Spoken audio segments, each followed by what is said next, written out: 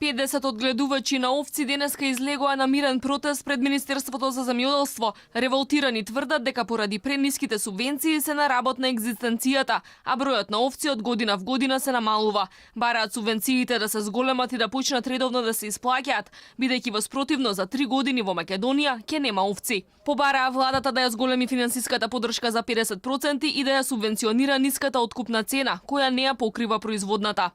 Ние бараме да преживееме, затоа што се бориме за опстанок. Не опстануваме со овие цени. Не бараме да го субвенционираат, него да помогнат со помош. Која помош?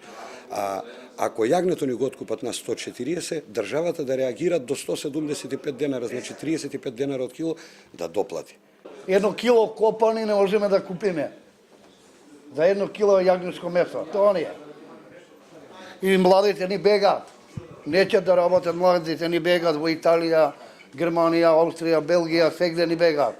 И за сточарството, тоа ако не ни помогне државата, ништо се пропаѓа. Тоа е од мене. Сега одгледувачите на овци земаат 1000 денари субвенции и дополнителни 700 денари за оставено женско јагне, но велат тоа не е доволно, бидејќи во соседството оваа гранка е приоритет, владината поддршка е поголема, па конкуренцијата ги уништува македонските производители. Од Министерството за земјоделство, кои денеска имаа состанок со одгледувачите на овци, велат дека се отворени за сугестии, но и дека го зголемиле буџетот за субвенции за предадено овче млеко за половина денар, за набавка на приплоден добиток, а повеќе пари ќе имало и за овчарите со поголем потенцијал за развој. И додека одгледувачите на овци чекаат на поголемата поддршка, тврдат дека и покрај тоа што официјалната бројка е 750.000, реално во Македонија има едва и 400.000 овци.